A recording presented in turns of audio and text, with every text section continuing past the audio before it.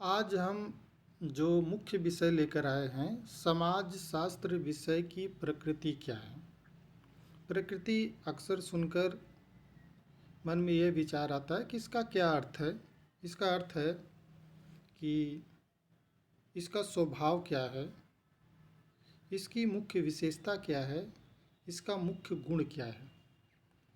समाजशास्त्र में भी उसकी प्रकृति के संबंध में 1950 तक किसी तरीके का कोई विवाद नहीं था, और उसका कारण यह था कि Saint Simon, Auguste Comte, Herbert Spencer, Emile Durkheim, Max Weber और पेरेटो जैसे समाजशास्त्री प्राकृतिक विज्ञान के छात्र थे, और उनका यह मानना भी था कि यूरोप में जो उद्योग का विकास हुआ है वह प्राकृतिक विज्ञान के कारण हुआ है।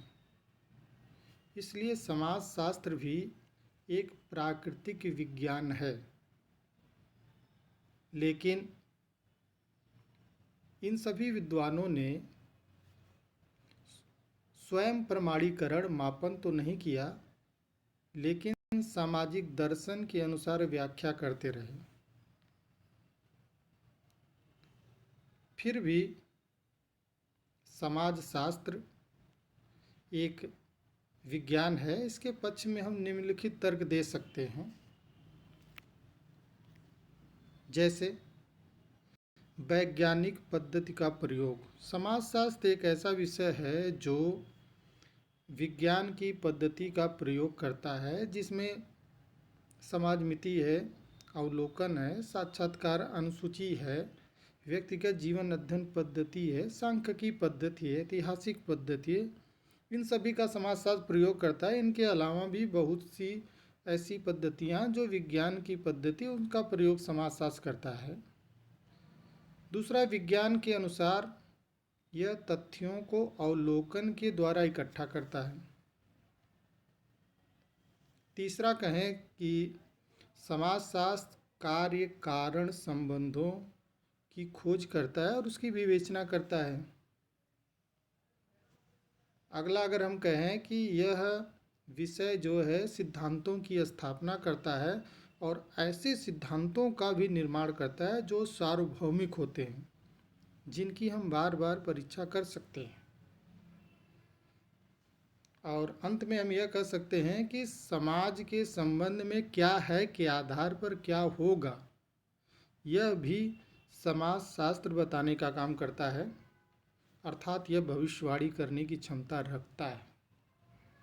तो ये सभी ऐसे पक्ष थे जो ये बता रहे थे कि समाजशास्त्र एक विज्ञान है।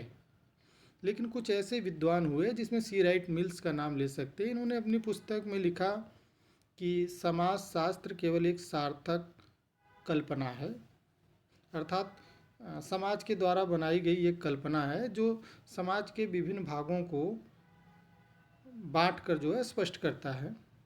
पीटर बर्जर ने भी ऐसा ही कहा है कि समाजशास्त्र का विषय वस्तु ही वास्तविक नहीं है, जो लोग सोचते हैं वही समाजशास्त्र मान लेते हैं।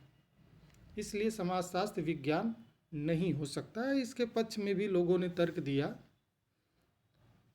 जैसे कि यह पक्षपात रहित होकर अध्ययन नहीं कर सकता। घटनाएं जो होती हैं वो इतनी जटिल होती हैं और गतिशील प्रकृति के होने के कारण इसके द्वारा सार्वभौमिक तत्वों और सिद्धांतों का निर्माण नहीं किया जा सकता। कार्य कारण संबंध जो होते हैं, जैसे हम विज्ञान में खोज सकते हैं, वैसे समाजशास्त्र में हम नहीं खोज सकते, नहीं माप सकते। समाज में जो तथ्य पाए जाते हैं वो गुणात्मक होते हैं, और गुणात्मक होने के कारण उसको मापना अत्यंत ही कठिन होता है। विज्ञान की चीज़ों को मापा जा सकता है, लेकिन समाज की चीज़ों को मापना बहुत ही कठिन है। प्रयोगशाला नहीं होती। तथ्य जो पाए जाते हैं वो इतने गतिशील प्रकृति के होते हैं कि उसके आधार पर क्या होगा, अर्थात भविष्यवाणी करने की जो क्षमता होती है वो इसमें नहीं पाई जाती है। तो इस प्रकार हम देखते हैं कि कुछ विद्वान जो है यह कहते हैं कि समाजशास्त्र विषय जो है वह प्रमाणीकरण करता है, मूल्यांकन करता है, वैज्ञानिक सिद्धांतों के अनुसार तथ्यों को इकट्ठा करता है, इसलिए विज्ञान है। जबकि दूसरी तरफ ऐसे भी विद्वान हैं जो कहते हैं कि इसकी विषय वस्तु अस्थिर होने के कारण, भावनाओं और संरचनाओं की माप नहीं करने के कारण यह सामाजिक दर्शन जैसा है। इसलिए टीबी बोटोमोर भी ये कहते हैं कि समाजशास्त्र विज्ञान भी है और कला भी है। धन्यवाद।